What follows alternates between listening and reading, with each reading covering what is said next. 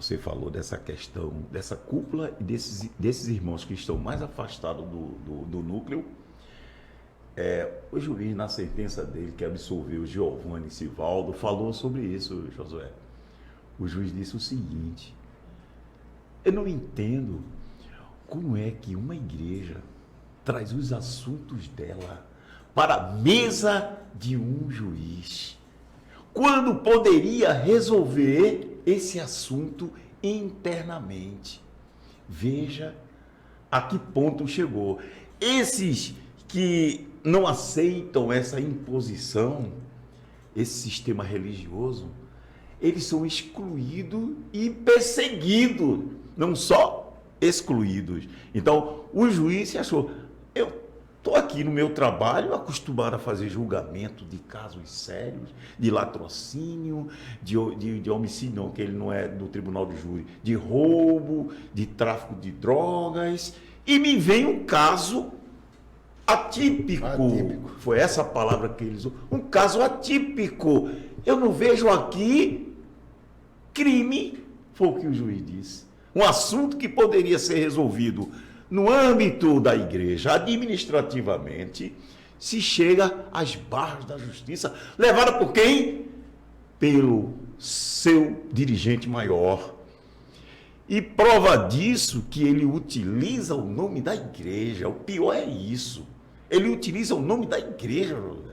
Ele se confunde com a igreja, não é? Ele vai passar, a igreja vai continuar. A pessoa jurídica vai continuar. Ele, como ser humano, eu, você, Pedrosa, a gente vai passar também. A igreja vai continuar. Ele não, ele confunde, ele sendo a própria igreja. E ele demonstra isso nos atos dele. Quando se critica ele, criticou a igreja, eu sou o anjo, não posso sofrer críticas. Veja a que ponto um juiz de direito dá uma lição dessa, que você sabe que a lição que o doutor Aubry deu nessa sentença, meu amigo, olha, é da pessoa olhar assim, poxa, esse homem, ele não tem conhecimento bíblico. E ele trouxe frases bíblicas, exatamente para dar suporte à decisão dele. Citou Eclesiastes, vaidade, tudo é vaidade. Ele disse, Pedrosa, o juiz, que o pastor presidente se postou com autoridade, com superioridade a todos que estavam ali. Veja, não foi eu nem Josué que disse isso, foi um juiz de direito. Ele se portou com superioridade, autoritarismo, e ele chegou a ser arrogante e soberbo. Ele disse para o juiz: Excelência, Jesus teve 12, eu tenho 1,5 milhão. Quer dizer que a igreja é dele. Ele é o dono da igreja. Por isso que eu digo, Josué, a igreja hoje é uma seita dele. Ele impôs a doutrina dele. E aí daquele que criticar. Pior ainda, Josué, todos esses gastos não saem do bolso dele não, meu amigo. Até custas processuais. Quem paga é a igreja. Ele move, quem paga é a igreja. É lastimável isso. Será que a membresia vai dar suporte a esses absurdos até quando? Os presbíteros, os diáconos saindo e dizendo, poxa, como é que esse homem vai ficar? Esse homem é soberano. Tu tá entendendo? Eu fiz a sustentação oral na defesa do pessoal, a fala foi minha, eu posso expor. Está entendendo? E disse aos desembargadores presentes quem era ele.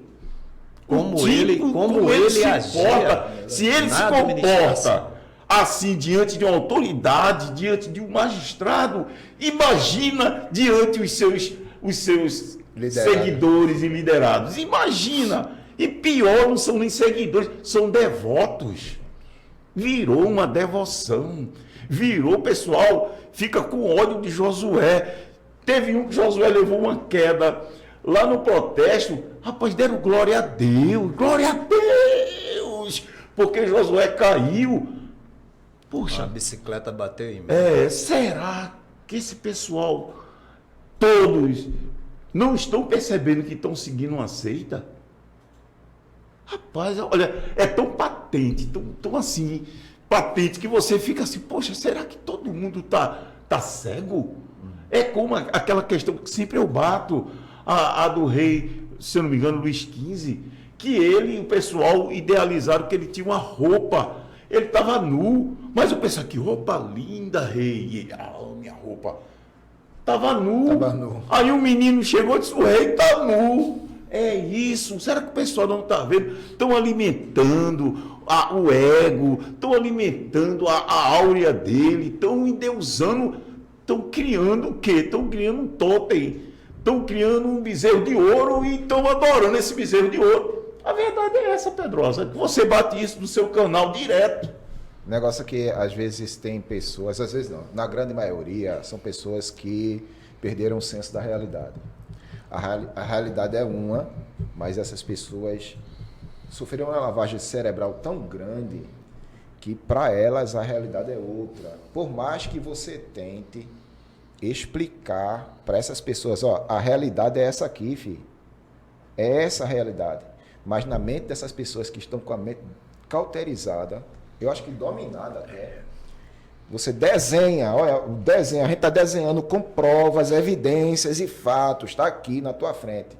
Não, eles negam a realidade. Negam a realidade. Pessoas com mente cauterizada negam a realidade. E um professor de filosofia uma vez disse para mim, Pedrosa, não adianta você tentar explicar algo a alguém que está destinado a não entender. Tem gente que parece que... É muito duro isso. É muito duro. É muito duro. Você traz... Os meninos trazem as provas. As provas estão aí, contextuais. Provas robustas, provas físicas. Mas tem gente que diz, não, eles estão do lado errado. E essas provas, Pedrosa, essas provas, elas não só estão com Josué, com o doutor Miguel, com Pedrosa, nem com Giovanni. Não é verdade? Está mais do que patente em cada pessoa que saiu dessa igreja. Então tem duas, você falou de 3 círculos, e eu queria falar de 2 grupos, pode ter mais, mas eu queria falar de 2 grupos. Esses que não concordam, aliás, vou falar de 3 rapidinho, não concordam de maneira nenhuma com o que está ocorrendo. Tem um grupo que não concorda. Aí tem um grupo que permanece calado e tem um grupo que sai. Esse grupo que saiu fundou novos ministérios. E pessoas também que estão lá caladas, não concordam, saem, vão para o ministério deles. E muitos ficam. 2 grupos. E um terceiro é os que veem e acham que ele tem, doutor Miguel, todo o direito de proceder da maneira que queira, mesmo contra os mais elementares princípios bíblicos, da ética e até da moral.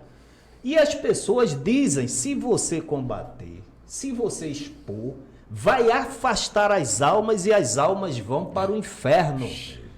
Dizem isso. E eu costumo, né, porque existe a liberdade de expressão e quando a gente faz uma publicação, a gente faz e não pode, assim, né, exigir que as pessoas concordem. As pessoas podem assimilar, concordar ou não. Mas, às vezes, que nem ontem, teve uma pessoa aqui e disse assim lá no meu canal, irmão Josué, o senhor está coberto de razão em discordar das atitudes da administração. Agora, irmão Josué, por sua causa, olha só, inúmeras almas estão indo para o inferno. Ele é Deus agora para saber disso aí? Não, veja, o que é que acontece? Existe o erro, os desvios de conduta, existe a transgressão, a violação dos princípios pela direção da igreja, mas você tem que calar-se, concordar para que as pessoas não se escandalizem e vá para o inferno, porque você será o culpado. Dá para entender uma mentalidade dessa, doutor Miguel? É seita, aquilo que eu disse, é seita, Josué. O pessoal teve uma seita de Jones que o cara não obrigou, não impôs, mas todos ceifaram a vida de forma conjunta. Coletiva. Suicídio coletivo. Por conta dele. Então veja que ponto a gente tem aqui, aqui perto do nosso estado, em Sergipe, estado de Sergipe, tem um pastor que me ligou, dizendo, eu fui criticar o pastor e estou recebendo processo. Pastor Flauber, se eu não me engano. Por conta do pastor lá, o presidente, está fugindo completamente da regra normal. E isso comprova, você tem prova, o garçom que viu ele fazendo isso, o outro também que viu ele praticando isso, mas ele não pode criticar. Aí ele pediu até minha ajuda. Esse pastor pediu minha ajuda. Me ajude aqui, a minha advogada vai entrar em contato com o senhor, para que o senhor dê um esclarecimento, dê uma cooperação, tranquilo. Aí a gente vai mais além agora em Goiás, no estado de Goiás, tem aquele caso que foi publicado, que o pastor foi retirado da direção da igreja por uma ordem judicial, fazendo coisas erradas. E diga-se de passagem. É Planaltina, se eu não me engano, né?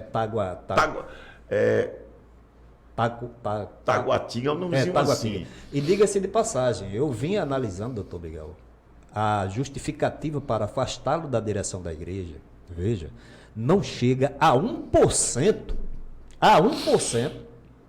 do que ensejaria o afastamento aqui de quem quer que fosse. Tá entendendo?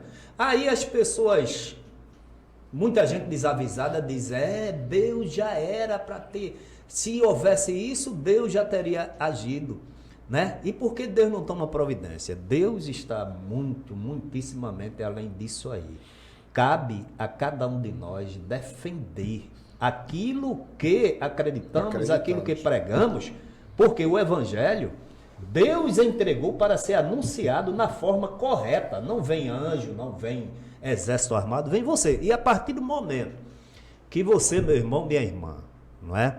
Concorda e se omite com essa maneira devassa de se viver o Evangelho, essa sua missão é a responsável pelo encaminhamento de pessoas para o inferno, porque diante de Deus, aí sim, a omissão de vocês, porque diante de Deus, Deus não transfere a culpa.